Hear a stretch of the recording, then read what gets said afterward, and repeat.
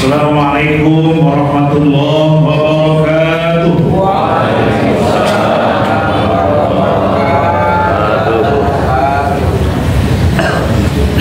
Alhamdulillahirabbil alamin wal 'aqibatu lil muttaqin wa la 'udwana illa 'alal zalimin. Asyhadu an la ilaha illallah wahdahu la syarika lahu al-malikul haqqul mubin wa asyhadu anna Muhammadan 'abduhu wa rasuluh shadiqul wa'dil amin. Allahumma shalli wa sallim ala nabiyil ummah wa kashifil ummah Muhammad ibn Abdillah wa ala alihi wa sahbihi wa man wala wa ba'du. Al-mukarramun wal muhtaramun, Laksanatul Sadat, Ketua Pimpinan Cabang Muhammadiyah Bodean, Ketua Pimpinan Cabang Aisyah Bodean, segenap Porto, hadirin hadirat rahimakumullah. Alhamdulillah kita hadir bermuajahah pada kajian jihadi. Saya sudah pernah ke sini beberapa waktu yang lalu. Pengajiannya masih pakai meja yang kecil gitu ya, sehingga gak kelihatan. Nah sekarang pakai meja dan lebih bisa terlihat. Salam beri salam atas juga kita besar Muhammad sallallahu alaihi wasallam, Nabi dan Rasulullah yang telah mengemban risalah dakwah hanya semata-mata lillahi kalimatillah. Nabi dan Rasulullah yang diutus bukan untuk pelaknat. Inni lam ub'ats la'anan innama bu'itsu rahmatan. Sungguh kata Rasul, pada saat orang-orang meminta Rasul berdoa untuk kehancuran kaum musyrikin, kata Rasul, inni lam ub'ats la'anan innama bu'itsu rahmatan. Sungguh aku tidak diutus oleh Allah sebagai pelaknat, tetapi aku diutus oleh Allah sebagai rahmat. Kalau Allah Ta'ala fi kitabil aziz, a'udzu billahi minasyaitonir rajim. Bismillahirrahmanirrahim. Qul liman ma fis samawati wal ard kataba ala nafsihi rahmah. Katakanlah wahai Muhammad kepada mereka, milik siapakah apa-apa yang ada di langit dan di bumi. Kataba ala nafsihi rahmah. Sungguh Allah mewajibkan atasnya sifat rahmah. Apa itu rahmah Bapak dan Ibu? Ini kata-kata yang populer begitu, sering kita dengar. Rahmatan lil alamin, rahmat gitu ya. Atau di luar kita sering menyebut kasih sayang, ajaran kasih sayang. Nah, padahal milik kita, tetapi orang lain yang sering sebut-sebut kasih sayang begitu. Dalam sebuah kamus disebutkan rahmat itu bimakna riqatun taqtadil ihsan ilal marhum. Kehalusan, kelemah lembutan yang mendorong untuk berbuat baik terhadap yang dikasihi. Jadi masing-masing dari kita punya ar-riqqah wa ta'atuf, kelemah lembutan, sensitivitas. Kalau bahasa Jawa itu duwe rasa, nganggo rasa, kan begitu. Saking halusnya orang Jawa. Nah ini saya soalnya bukan orang Jawa Bapak dan Ibu ya. Taruh dulu ya. Nama saya Hendra Darmawan. Kata orang nggak pantas jadi ustaz, namanya soalnya Hendra Darmawan. Suruh ganti nama, Abu Tasaka. Anak saya namanya Tasaka. Ya, saya dari Lampung. Lampung, Puja Kusuma, putra Jawa kelahiran Sumatera. Jadi kalau tadi nanti bahasa Jawanya nggak pas, mohon dimaklumi. Jadi kelemah lembutan ini, sensitivitas ini harus diasah begitu, dilatih gitu. Tidak ada kebaikan yang dilakukan kalau kita nggak peduli, gitu ya. Kita melakukan sesuatu kebaikan dengan cinta, begitu. Ya. Riqatun taqtadil ihsan ilal marhum. Allah telah berikan segalanya kepada kita, segala kenikmatan, segala keleluasaan, kelapang dada, gitu ya, kesuksesan dan seterusnya. Sifat Allah yakni penuh dengan rahmat. Agama Islam adalah agama rahmat, agama yang mengajarkan sesuatu itu bersifat rahmat, ya. Kalau ajaran Islam tidak berdampak kebaikan, maka itu bukan ajaran Islam.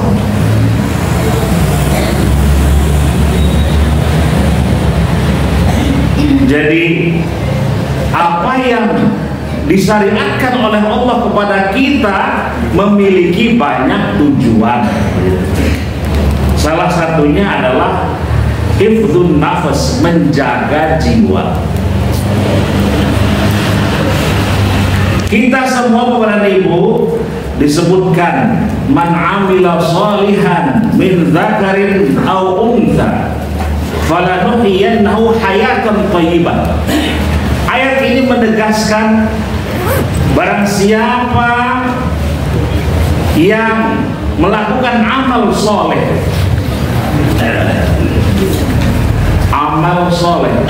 baik ia laki-laki maupun perempuan, dan ia seorang mukmin, sungguh kata Allah pasti akan aku berikan kehidupan yang baik.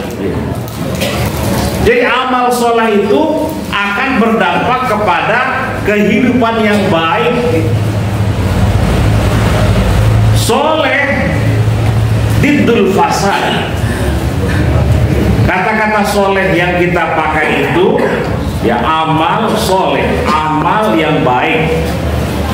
Soleh itu lawan katanya al-fasad. Jadi setiap kebaikan yang kita lakukan itu membimbing kita menjauhi keburukan. Alhamdulillah kita dapat hadir di Masjid Al-Huda. Mas pengajiannya jam 6, berangkatnya pada subuh jam 5 gitu ya. Tadi saya berangkat setengah 6 dari rumah belakang UMY, khawatir telat pun kalau pancal mau nih kok gaspol kan begitu. Alhamdulillah sampai Al-Huda setengah 6. Alhamdulillah tidak telat. Ya. Jadi kita melangkah menuju masjid karena kita menghindarkan keburukan yang lain. Ada godaan yang lain kalau kita tidak memilih kebaikan. Kalau kita tidak kontrol mulut kita, maka mungkin akan banyak keburukan.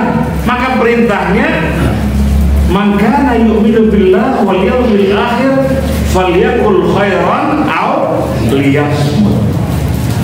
Barang siapa yang beriman kepada Allah dan hari akhir, hendaklah ia berkata yang baik. Lah orangnya so menengok kan gitu ya.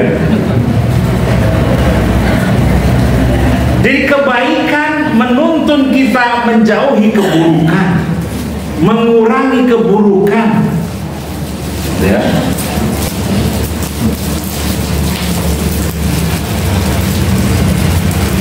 Maka ini tadi kami menyebutkan bahwasanya agama Islam adalah agama rahmah, ya. Masing-masing dari kita saling mencintai sesama, ya, memiliki kecenderungan menjadi sebuah bangsa, ya, hidupnya bermasyarakat, hidupnya berbangsa-bangsa. Maka pada saat ada kecenderungan-kecenderungan itu, kecenderungan yang sama, ada potensi konflik, begitu. Maka disitulah Allah mengutus Rasul untuk menjadi hakim, untuk mengurai konflik. Kata Allah dalam sebuah ayat, A'udzubillahi minasyaitonirrajim, Bismillahirrahmanirrahim. Kana an-nas ummatan wahidah, fa ba'atha Allahu an-nabiyyin wa ma'ahumul kitab mubasysyirin wa mundhirin. Ulangi. Kana an-nas ummatan wahidah fa ba'atha Allahu an-nabiyyin mubasysyirin wa mundhirin wa ma'ahumul kitab liyahkuma bainan nas fi makhtalafu fi. Sungguh manusia adalah umat yang satu. Maka Allah mengutus para nabi yang fungsinya mubasysyirin wa mundhirin, sebagai pemberi peringatan dan pembawa kabar gembira. Wa ma'humul kitab, bersama para nabi itu kitab suci. Liyahkuma bainan nas fi makhtalafu fi, agar manusia berhukum dengan menggunakan acuan kitab suci atas apa-apa yang mereka perselisihkan. Maka kitab Al-Quran adalah sumber hukum tertinggi. Maka kita harus terus membaca Al-Quran, mempelajari maknanya, mempelajari tafsirnya, atau tadabbur Al-Quran. Kalau kata Buya Syafi'i, berdialog dengan Al-Quran, begitu. Ya, seakan-akan Al-Quran itu diturunkan langsung padamu, begitu. Kata Muhammad Iqbal itu, biar kita mantep begitu baca Al-Quran dan mengkajinya itu, seakan-akan Quran itu langsung diturunkan kepadamu, sehingga kita pada saat baca itu langsung berdialog dengan Al-Quran. Rasul sebagai mubasysyirin wa mundhirin, pemberi kabar gembira dan peringatan. Tadi di awal Rasul diutus bukan sebagai pelaknat, tetapi rahmat. Mari kita lihat bagaimana Rasul mengajarkan rahmat itu. Pada suatu hari ada seorang daktur yang tiba-tiba menyelinap dan masuk tanpa pengawalan para sahabat. Tiba-tiba daktur ini, pemimpin kaum Ghatfan, menghunuskan pedangnya di leher Rasul. Kalau kita lihat mungkin kita sudah muarah besar begitu ya. Para sahabat juga begitu. Kata daktur dengan memegang pedangnya di leher Rasul itu, ya Rasul, siapa yang akan menyelamatkanmu dari tentaan pedangku ini? Maka kata Rasul, Allah. Mengatakan Allah dengan penuh jiwa bahwasanya hanya Allah lah yang menghidupkan dan mematikan, ya. Maka setelah itu daktur tubuhnya lemah lunglai dan jatuhlah itu si pedang. Maka di saat itulah Rasul mengambil langsung pedang tersebut dan menghunuskan pedang itu ke leher daktur. Wahai daktur, siapa yang bisa menyelamatkanmu dari tentaan pedangku ini? Karena daktur ini belum masuk Islam, jawabnya la ahad, ya, tidak ada. Tapi setelah itu Rasul tidak banyak berpanjang kalam, ya, hanya langsung memaafkan begitu dan mempersilahkannya pergi. Di kemudian hari daktur masuk Islam, ya. Coba bayangkan kalau kita yang mengalami itu, gitu ya. Mungkin setelah kita pegang pedang tadi itu udah langsung kita tebas ya, atau mungkin langsung dipisu-pisu hisik atau pripun gitu ya. Jadi Rasul tanpa berpanjang kalam memaafkan dan membiarkannya pergi. Entah apa yang dipikirkan seorang daktur, ya, entah apa yang dipikirkan seorang daktur. Aku hampir saja membunuhnya, tetapi ia melepaskanku dengan mudahnya, begitu. Bingung orang kan begitu.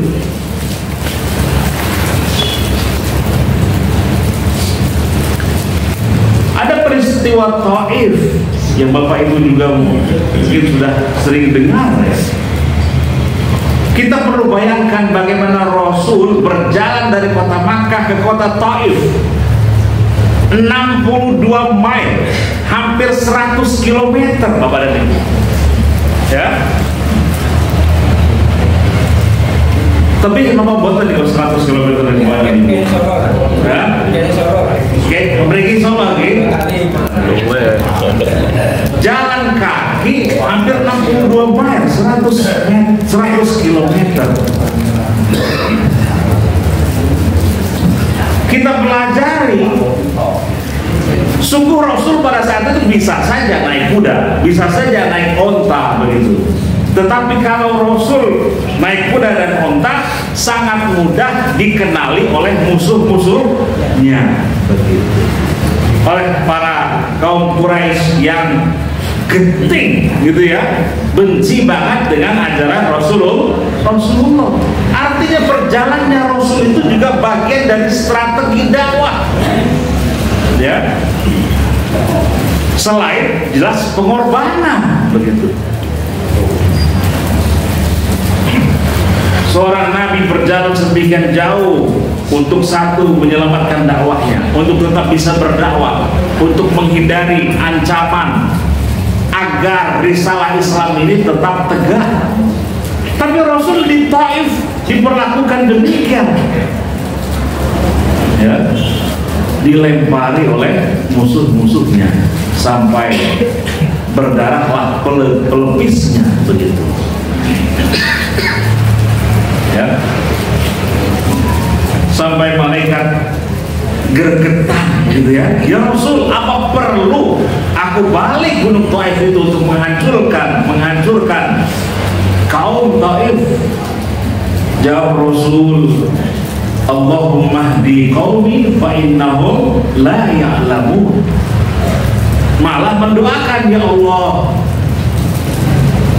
berilah hidayah kepada kaumku, sungguh mereka tidak mengetahui. Kalau bahasa Jawa mungkin wong-wong kuwi ora dong kan gitu ya. Orang weruh gitu ya, gak hanya gak ngerti, tapi ora dong itu kan keras banget itu kalau bahasa Jawa itu ya. Udah diterangin berkali-kali tapi ora dong gitu, itu udah keras banget itu ya. Allahumma hdi qaumi fa innahum la ya'lamun. Maka Bapak dan Ibu, ciri atau karakteristik agama Islam sebagai agama rahmat itu salah satunya adalah rasional, bisa dinalar gitu ya.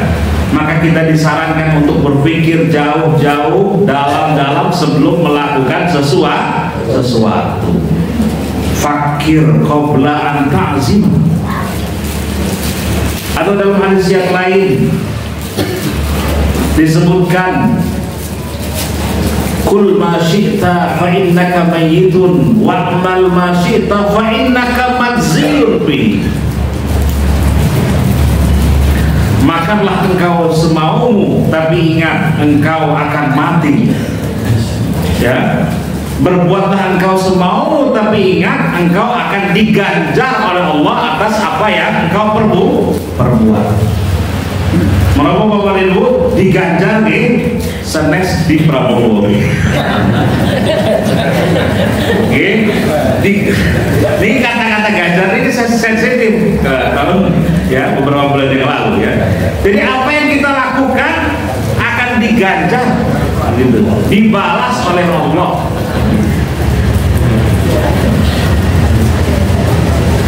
Kalau Bapak Ibu masih suka baca surat Yasin, ya, atau surat Al-Kahfi kalau bangun Jumat, gitu ya, ada ayat dalam surat Yasin itu yang luar biasa. Al-yawma nakhtimu ala afwahihim wa tukallimuna aydihim wa tashhadu arjuluhum bima kanu yaksibun. Pada hari kiamat nanti kami akan tutup mulut-mulut mereka. Wa tukallimuna aydihim, berkatalah tangan mereka, wa tashhadu arjuluhum, dan bersaksilah kaki-kaki mereka atas apa-apa yang mereka perbuat, yang mereka kerjakan. Jadi ayat ini dibaca oleh Taufik Ismail jadi lirik lagu. Nah ini bapak-bapak ini generasinya ya.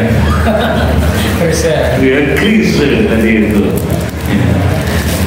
Biar yang merah-merah tadi kenal juga ini ya Mas ya. Kenal lagu Kristus Mas. Ya.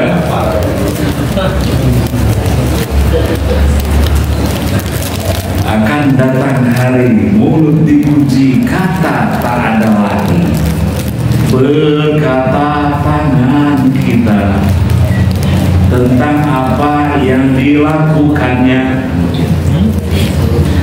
Jadi mari kita manfaatkan taufik yang berupa al-aqal ini ya, untuk kita memahami ajaran Islam tadi ya.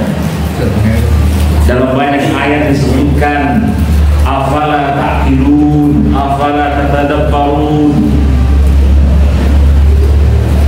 dan seterusnya. Ini membuka bahwasanya kita harus memanfaatkan potensi akal untuk memahami pesan-pesan Allah, ajaran-ajaran Allah dan Rasulnya.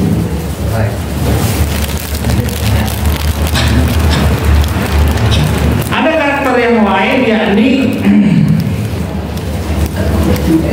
agama Islam itu memiliki kepedulian, atau tadi disebut dengan rahmatan lil alamin, hadir dengan kebaikan untuk seluruh alam raya. Agama Islam dan kita sebagai pemeluknya ini harusnya hadir memberi kemanfaatan. Maka kepedulian terhadap kemanusiaan ini sungguh luar biasa. Bapak dan Ibu, Muhammadiyah yang kita cintai ini ya, bagaimana di saat Covid bahu-membahu berupaya untuk membantu pemerintah atau berupaya peduli terhadap nasib kemanusiaan. Syukur alhamdulillah sudah punya banyak rumah sakit. Andai kita nggak punya rumah sakit, kita tidak bisa banyak berbuat, sehingga makin banyak jiwa-jiwa yang tumbang begitu ya. Maka salah satu ajaran Allah dalam ayat Al-Quran disebutkan yang sangat populer di saat Covid, yang bahkan di luar negeri itu dijadikan baliho gitu. Mungkin ditulis ayatnya dalam Al-Quran tapi dalam bahasa Arab, lalu ada terjemah bahasa Inggrisnya. Wa man ahyan nas faka'annama ahyan nas jami'an. Dan barang siapa yang menjaga jiwa manusia, sungguh ia telah menjaga kemanusiaan.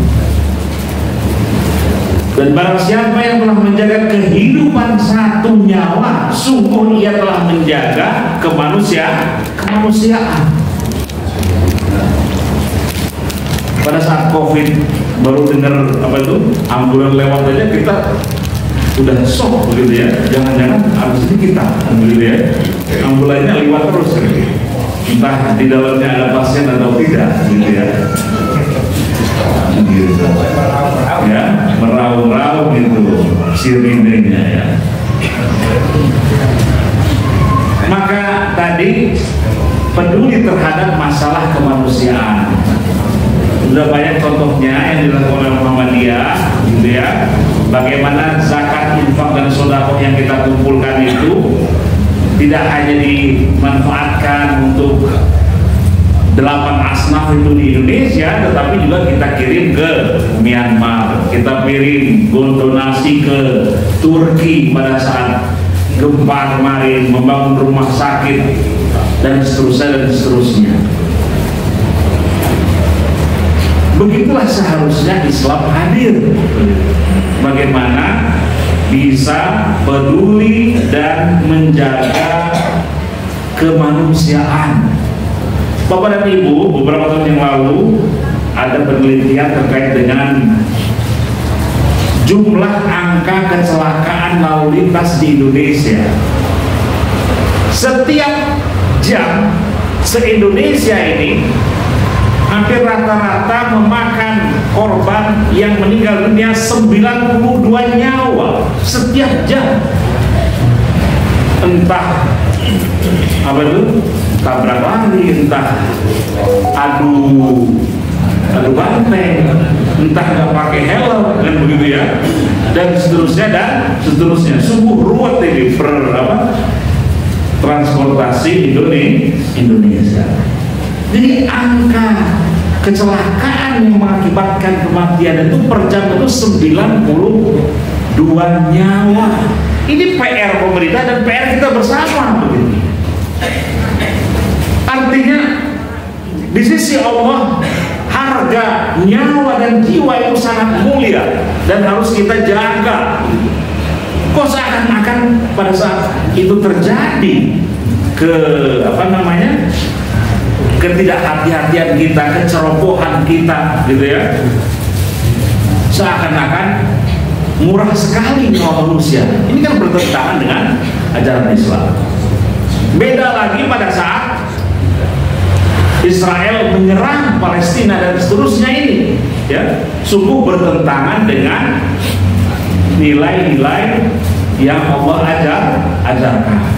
Maka nggak salah itu kalau mereka disebut sebagai penjahat kemanusiaan, ya, penjahat yang paling biadab begitu. Orang jahiliyah dulu saja belum masuk Islam, kalau datang bulan Ramadan mereka punya kode etik begitu, menghargai datangnya bulan Ramadan. Salah satunya adalah di saat Ramadan tiba maka konflik kita hentikan. Tidak ada, jangan sampai ada nyawa yang melayang. Jangan sampai ada setitik darah pun yang mengalir. Itu orang jahiliyah dulu gitu. Lah ini di zaman hari ini, di saat umat Islam melakukan ibadah puasa dan seterusnya, mereka tetap membombardir begitu. Mungkin disebut dengan jahiliyatul qardil wahid wa tisrin. Jahiliyah abad 21 ini.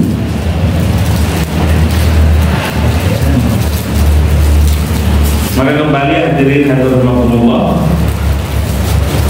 mari kita bersyukur bahwasanya kita terlahir sebagai pribadi muslim.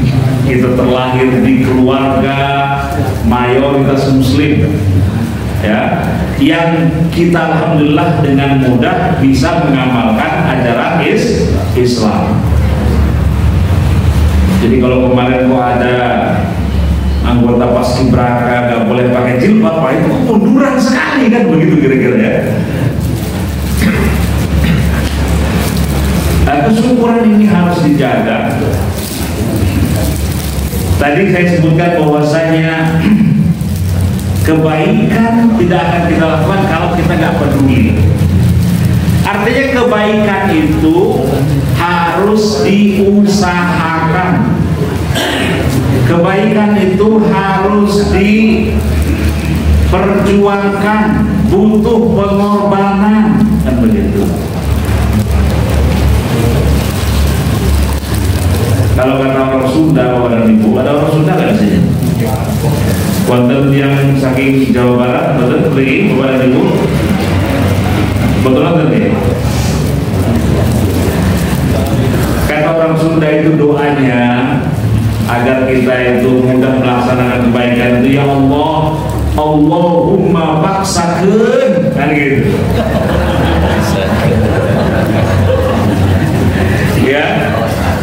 Ya Allah, paksakan kebaikan itu kepada diri kami. Awalnya kita terpaksa, ya, berangkat ke Al-Huda ini berat begitu, ya.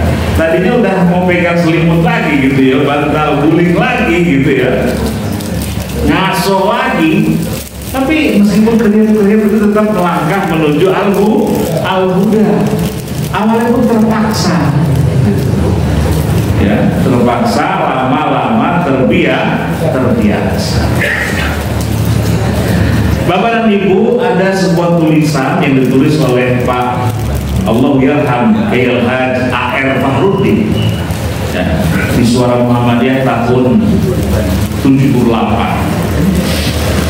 Judulnya Islam yang menghidupkan, ya. Islam yang menghidupkan. Menurut Pak A.R. yang ditulis dalam Surah Muhammadiyah itu, Pak A.R. menceritakan menurut guru pulau. Siapa gurunya Pak A.R.? Kiai Suja. Ya, tentu ada Masjid Suja itu ya di PKU ya. Salah satu gurunya Pak A.R. Fahrudin, Kiai Suja. Kata Kiai Suja, selain surah Al-Asr yang populer itu yang diajarkan Kiai Dahlan, surah Al-Ma'un yang diajarkan 5 bulan itu, ada ayat yang sering Kiai Dahlan baca, yang di surah Al-Anfal ayat 25. A'udzubillahi minasyaitonir rajim. Bismillahirrahmanirrahim. Ya ayyuhalladzina amanu stajibu lillahi walir rasul idza da'akum lima yuhibbukum. Wa'lamu annallaha yahulu bainal mar'i wa qalbihi wa annahu ilaihi tuhsyarun.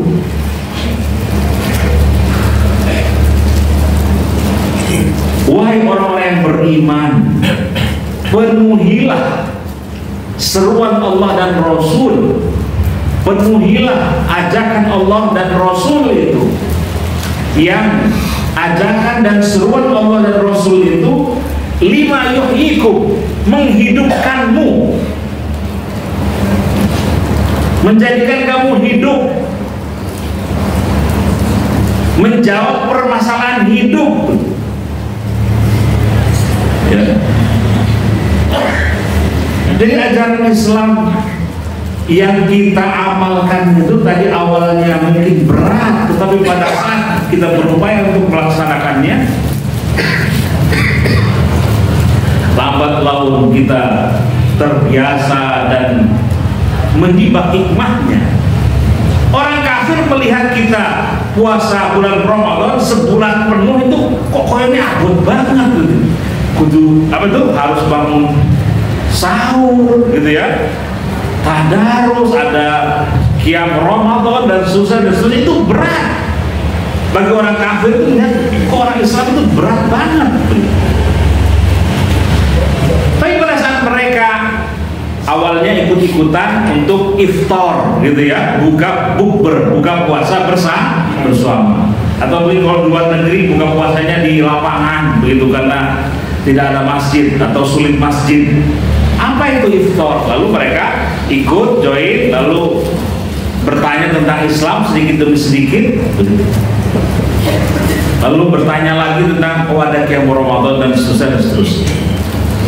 Tapi pada saat mereka, aku mau ikutan lah, coba 1 hari begitu. Oh ternyata bisa, oh ternyata nggak berat begitu. Ya. Jadi apa yang Allah perintahkan melalui syariat-syariatnya itu awalnya berat buat kita, tetapi pada saat kita lakukan itu bisa menghidupkanmu. Alangkah indahnya Islam di Indonesia peduli terhadap muslim yang lain di luar Indonesia gitu. atau kepedulian umat Islam terhadap mereka-mereka yang mendapatkan cobaan, ya, bencana alam dan seterusnya, lalu hadir relawan-relawan itu, lalu hadir bantuan-bantuan itu, sungguh itulah ajaran Islam yang sangat indah. Sehingga kalau itu ada Bapak dan Ibu, Al-Quran itu akan menjadi the living Quran, Quran yang hidup karena nilai-nilainya ada pada diri umat Islam. Hadis-hadis itu menjadi the living hadis, hadis yang hidup karena kita amalkan.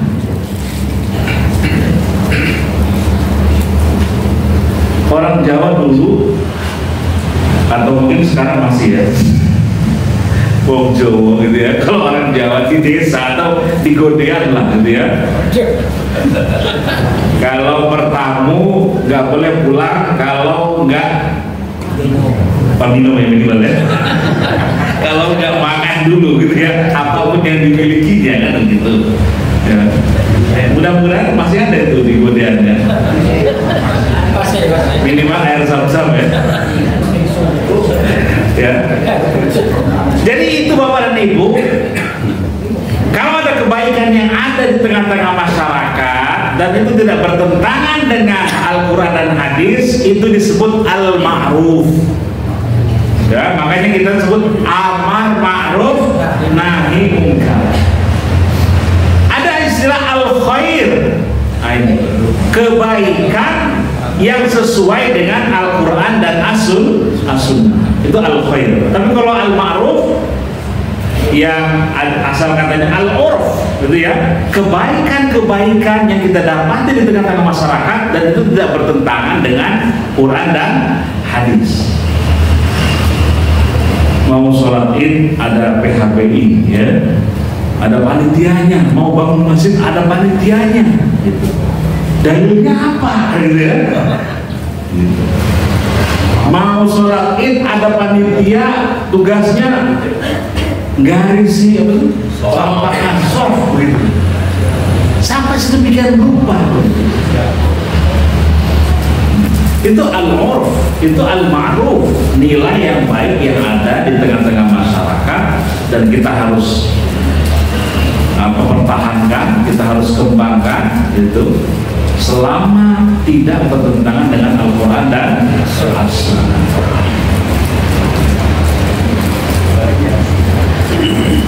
Masih ada waktu ini?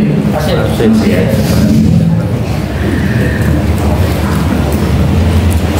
Kembali tadi kepada bahwasanya sungguh ajaran rahmat itu milik kita, tetapi kok orang lain yang keren punya ajaran kasih sayang. Maka dengan istilah rahmat ini ya kita akan kembali, kita mantapkan kembali bahwasanya ajaran itu milik kita dan kitalah yang berupaya untuk menjadikannya terwujud atau termanifest, bukti dari bahwasanya kita beriman. Tidak hanya ngaku beriman, al-iman iqrarun bil lisan, tasdiqun bil qalbi wa amalun bil arkan. Iman itu tidak hanya iqrarun bil lisan, ngaku beriman, dibenarkan dengan hati, tetapi ada wa amalun bil arkan. Ada manifestasi iman yakni amal, wa amalun bil jawari, anggota tubuh kita ini mewujudkan amal soleh. Mata yang kita miliki ini kita harus jaga, tidak hanya tidak melihat kecuali yang dihalalkan oleh Allah. Ini berat ini Bapak dan Ibu ya, apalagi sudah keluar masjid ya. Ya, menjaga pandangan begitu. Dan perintahnya demikian, menjaga kesucian mata ya, pandangan. Tidak mendengar kecuali yang dihalalkan oleh Allah. Tidak melangkah kakinya kecuali ke tempat-tempat yang ada nilai ibadahnya gitu. yang dihalalkan oleh Allah.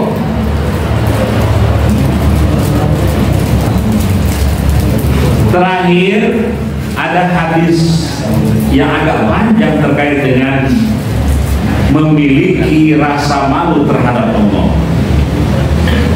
Pada suatu hari Rasul berada di tengah-tengah para sahabat, lalu beliau berkata, Alaikum bistihya'i minallahi haqqal haya. Inna lanastahi minallah. Laisa dzaka. Innama istihya'u minallahi haqqal haya an tahfadha ar-ra'sa wa ma wa'a wa tahfadha al-batna wa ma hawa wa litudzakkir al-maut wal bala. Wa man arada al-akhirah taraka zinatal hayatid dunya wa man fa'ala dzalika faqad istahya haqqal haya. Allah yarham Kiai Haji Ahmad Azhar Bashir pernah mensarah ini, menuliskannya di Forum Muhammadiyah, agak panjang begitu. Kata Rasul kepada para sahabatnya, hendaklah engkau memiliki rasa malu terhadap Allah. Kata para sahabat, sungguh kami memiliki rasa malu terhadap Allah. Lalu Rasul menjawab, laisa dzaka, bukan itu yang aku maksud. Innama istihya'u minallahi haqqal haya, sesungguhnya memiliki rasa malu terhadap Allah yang sejati adalah yang pertama, antahfadhar ra'sa wa ma wa'a, engkau menjaga kepalamu dan unsur-unsur yang bermuara di kepala. Ada pandangan, ada pendengaran, ada lisan.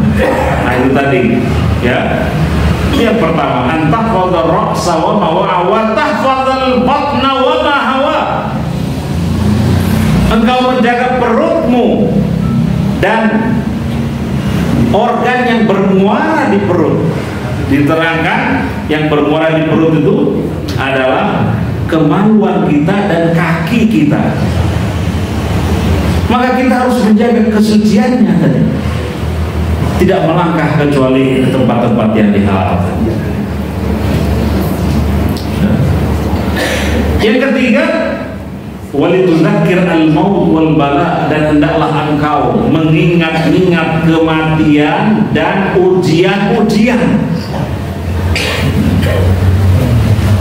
Mungkin kemarin saudara kita atau mungkin tokoh kita Marissa Haque, almarhumah Marissa Haque begitu. Kalau dibaca tadi di medsos dan seterusnya itu, hari-hari sebelumnya itu sudah mengingat-ingat kematian begitu. Kalau kita mengingat kematian, pertanyaannya apakah kita sudah siap gitu? Apakah kita sudah merasa memiliki amal yang patut kita banggakan di hadapan Allah? Di hadapan Allah. Walitudzakir al-maut wal bala, maka ingat-ingatlah ujian-ujian.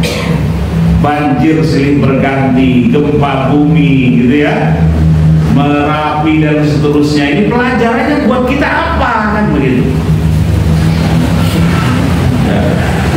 Kematian dengan adanya bencana alam itu gitu ya. Pertanyaannya, apa yang kita bisa ambil pelajarannya? Kafa bil mauti wa'idhan, cukuplah bagimu kematian itu sebagai nasihat. Yang keempat, Bapak dan Ibu, tanda kita memiliki rasa malu terhadap Allah itu adalah waman aradal akhirah taraka zinatal hayatid dunya.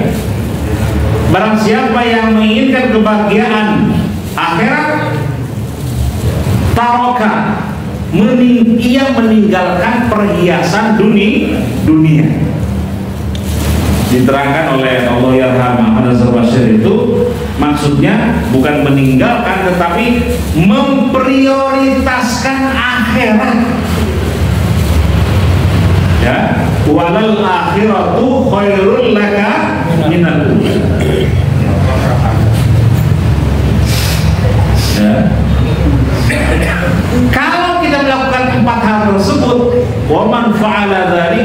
laqad istahya haqqal haya, sungguh ia telah memiliki rasa malu terhadap Allah yang sejati.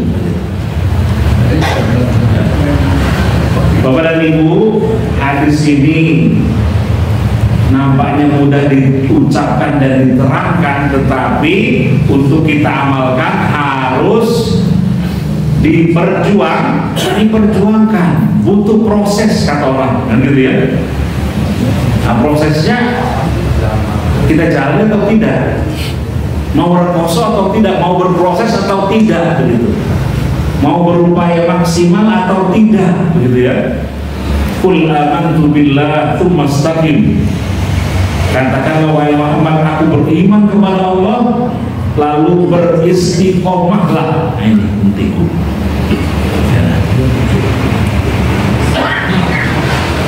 Ittaqullaha mastata'tum, bertakwalah kalian kepada Allah bukan semampumu, gitu ya, semaksimal yang kamu bisa, kan begitu. Ada istilah apa itu kalau mau berangkat haji itu, Pak, istitoah apa ya? Istitoah. Wah, Bapak ini belum istitoah nih. Ada item-item tingkat tensinya tinggi atau kurang sehat, kan begitu ya, harus di treatment, kan begitu. Lalu para jamaah itu selain ke dokter tanya gitu, kira-kira ada ramuan apa yang bisa menurunkan, nah, gitu ya, demi mencapai tadi apa, istitoah, berupaya semaksimal mungkin agar dinilai istitoah. Jadi kemampuan yang maksimal harus kita upayakan senyampang kita masih diberi umur panjang, kesehatan, tenaga, dan taufik yang lain, pemberian Allah yang lain. Demikian hadirin Allah apa yang perlu sampaikan pada pagi hari ini. Mudah-mudahan ada manfaatnya. Wassalamualaikum warahmatullahi wabarakatuh.